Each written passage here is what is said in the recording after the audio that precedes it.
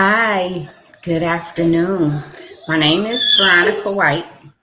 You're going to hear my grandson, Dayon, in the background. I have a non for profit. It's called Help from a Sister. And today we're going to discuss autism.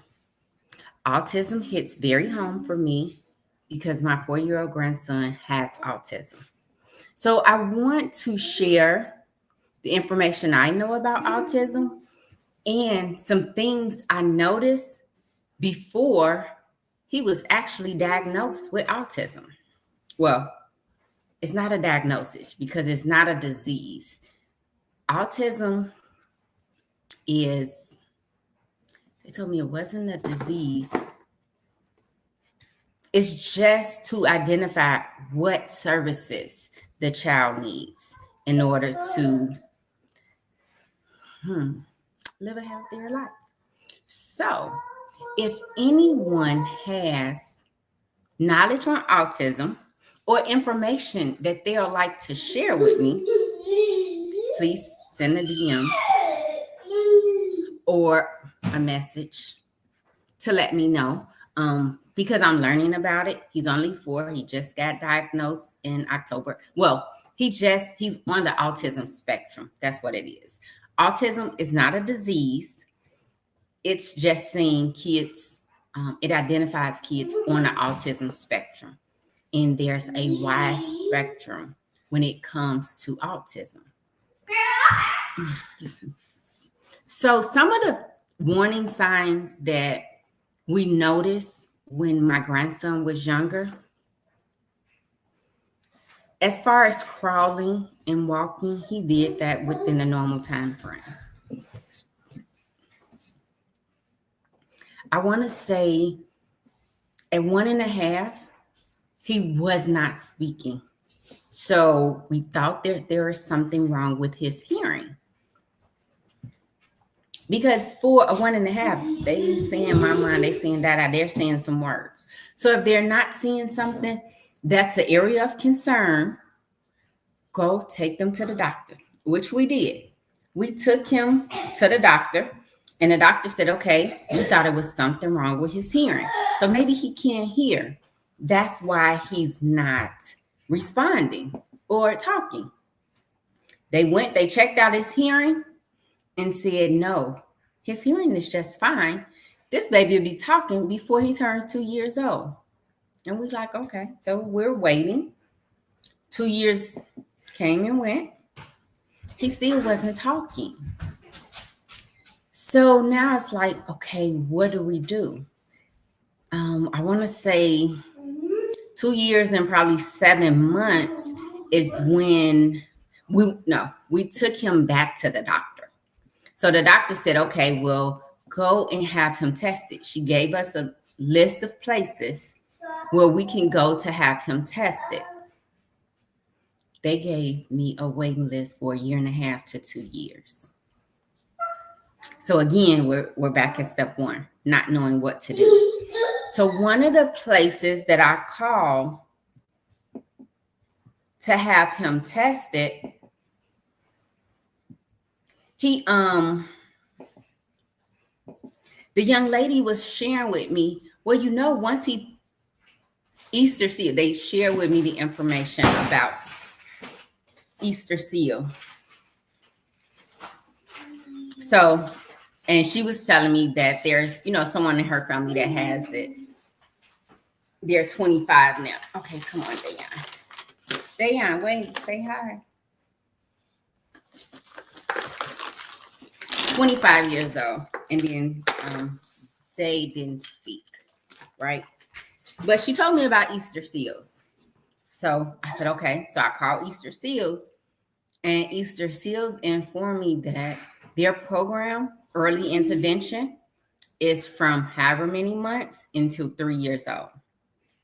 Once they turn 3 years old, then you have to go to whatever school district you're in.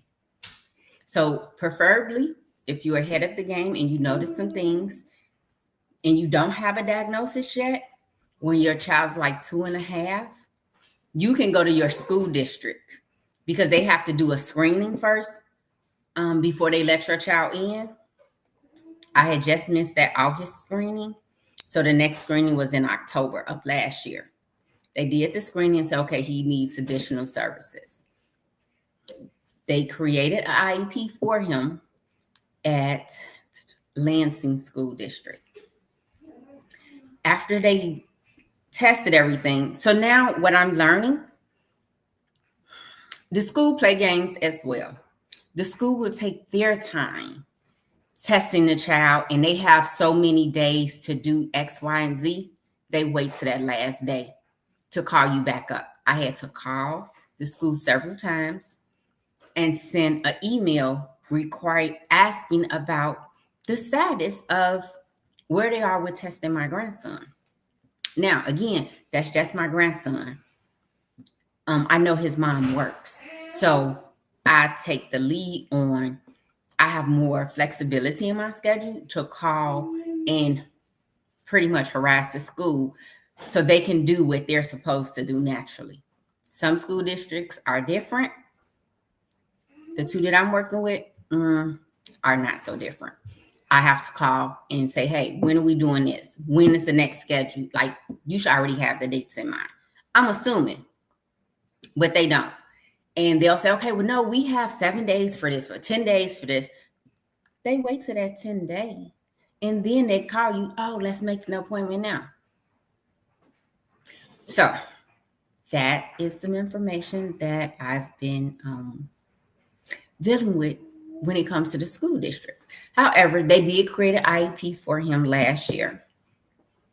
Lansing School District sent him to another school, and they said they didn't have any availability. It took 2 months for them to come back to tell me they had no availability when I called them every 2 weeks. Dayan, stop. Do not play with the water. So last year, he did not attend school at all, even though he was tested and he has an IEP. This year, he's with Matson School District. And I gave them his IEP. They had one school started in August. He did start in August. He only gets 23 minutes of speech and 30 minutes of physical therapy a week. Are the school's limits. So after you get the IEP at school, go back to your doctor because your child is going to need additional speech and occupational therapy services that the school does not offer. And if you have county care or different types of insurance, they'll give you a runaround with that too, because a lot of places did not accept county care. So they're like, no, we don't accept your insurance. Finally, I met a young lady at Easter Seals through an event, and they helped me get the testing for Dayan. For a doctor, he saw the doctor at Easter Seals, even though he's 4. And the doctor says, yes, he's definitely on the autism spectrum. And then we did the speech and the occupational therapy. They wrote it up. To this day, we still don't have speech or occupational therapy outside of school yet. I'm still working on it. But the doctor also informed me, put the child in extracurricular activities to help with their social emotional learning. So Dayan does swimming. He also said, look into getting a private insurance. There's a lot of, well, not a lot. There are several grants that'll help you with the insurance, but that's after you've paid for your private insurance for 6 months. And they've been in, what is it called? They've been at the ABA services for 6 months. After that, then you will pay with the insurance. You have qualified for the grant, and you'll send them the receipts and they'll reimburse you. I haven't got to that point yet because I'm looking in now to get him the insurance So hopefully in January, he will start an ABA service. Now, applied behavior analysis. They help with, he's not potty trained yet. It's a challenge, potty training him and just trying to get him the services that he needs and trying to communicate because he's nonverbal. We are learning sound language now. We only know a couple of things. And I want to know if anyone knows a place where we can go, because not only are we learning sound language, we have to be able to teach Dayon sound language. So I need to find a place where we can go learn and also he can be taught sound language. So that's my journey so far. And if I met a young lady, she teaches, she has an office in Riverdale. She wants to educate the parents about ABA services. And I forgot the name, respite. She works for a program for respite services. I'm going to research that more this week to see how I can utilize the respite services to get my grandson speech and occupational therapy, one. And two, Blue Cross Blue Shield, PPO, which is a little expensive. It's like $470 a month for his child-only policy. But my take on that is I'm either going to spend the money now to get him the services and the things he needs, or I'm going to spend it later because we're going to be taking care of him the rest of his life. If there's a way I can spend the money now and to help train him, eventually he'll be able to do the things he needs to do to live a life with accommodation. So that's the information that I have and that I'd like to share today on our weekly check-in, Life Unscripted, and some things that I'm dealing with when it comes to having a grandson that's on the autism spectrum.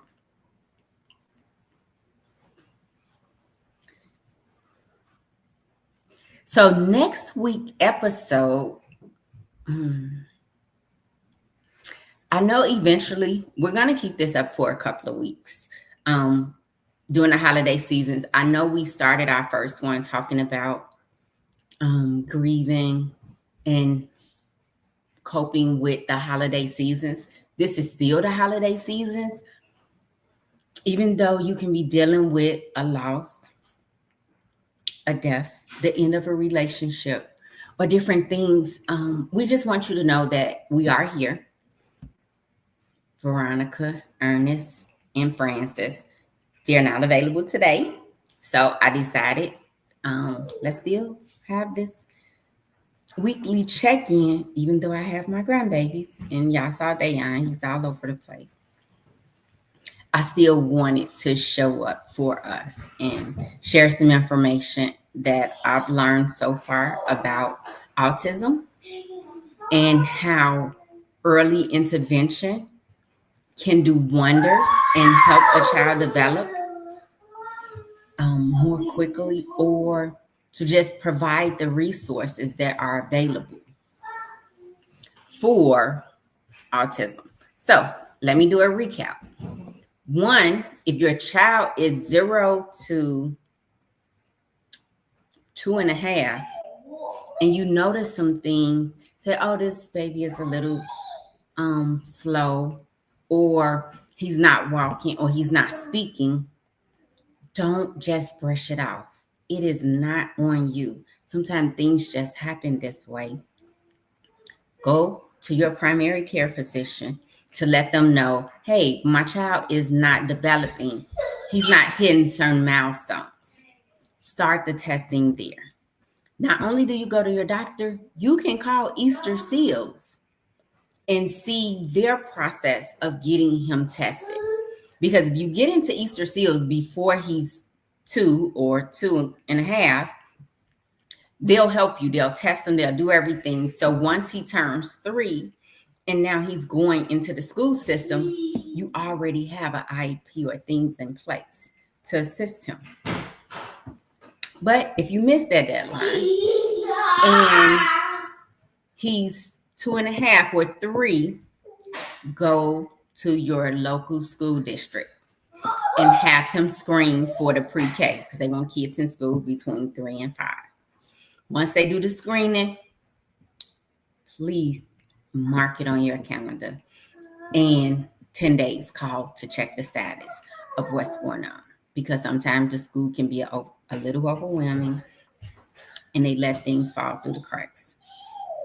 It's on us to hold them accountable and to follow up. Once they do the screening, to provide a free and appropriate education. So if one place is not available, they're supposed to provide a place where he can be educated or your child can be educated. Hold the school accountable for that. But now it's not only on the school, because we work with Dayon at home as well. So it's a community that we need for our children. So if you know someone else that's on the autism spectrum, if you can communicate with them, let's try to form a network or a community so we can help each other with the information and share tools and techniques that we're doing. It's a challenge, potty training. It's a challenge. But consistency and keep doing it. I haven't been successful yet. When I do, I'll let you all know. But right now, I'm still consistent. We work with him at home. The best, what I've been informed with about was if you're playing with him, it's easier for him to learn. So imitate him for a minute so he can imitate you and work with him there. You can teach him things. Let me just share 2 other things that I noticed with my grandson that was a little out of the ordinary for me. So one day we went to the park. I have at this time, Dayon was like 2.5. His brother is 6. His brother riding a bike, Dayon in his little stroller. We go to the park. At the park, his older brother's not feeling well. So he like, Nana, I'm not feeling well. So I'm like, okay. Now, I got 2 kids. I have a bike, and then I have a stroller. So I'm like, well, if I put DJ, his bigger brother, in the stroller, I can put Dayon on the bike and kind of coast him along. Well, the park is, I'm going to say, 3 minutes from my house. We can walk 3 minutes. We're at the park. That day, it took us an hour and a half to make it home, because he had a whole fit that his brother was in his stroller. And DJ wasn't feeling well where he could walk, so he had to be in the stroller. So now Dayon like, okay, if I can't be in the stroller, I need you to hold me or carry me. Well, I couldn't carry him, the bike, in the stroller. So we would go for a second, and I'll sit down and rest. Go, and he cried the whole hour and a half, had a whole fit because he wasn't in his stroller, and he wanted to pull DJ about the stroller. We finally made it home. So that's one scenario. The second scenario, he's about 3. We go to Disneyland. And at Disneyland, of course, we took his stroller because my grandson is solid and I can't carry him. So we're in Disney World, and I was like, well, let me rent the double stroller just in case, because DJ's 6 years old, going on 7. If he gets tired, he can get in the stroller. I rent the stroller, so we're going to just take Dayon's stroller, put it on the back of it. No. He has a whole fit. He don't want to get in nobody else's stroller because that's not his. He only wanted his stroller. So now DJ gets in a double stroller. Dayon is in his stroller walking around. Those are the things that, I mean, there's other things he did as well, but to me, those are the things that to me was that wasn't normal.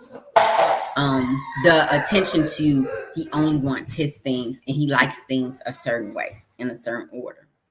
And if it's not, you hear him now? You gonna hear it. He gonna throw things. He gonna fight. And it's just trying to get him to transition from one thing to the next sometimes can be a challenge.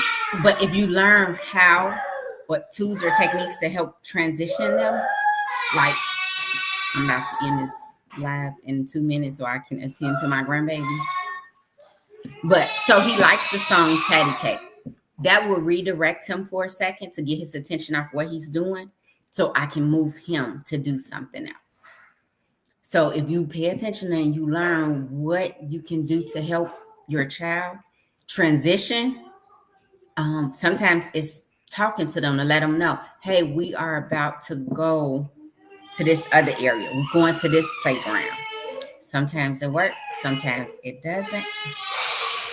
Again, thank you for letting me share this week.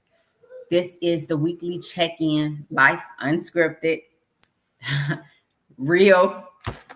I'm Veronica. Talk to you next week.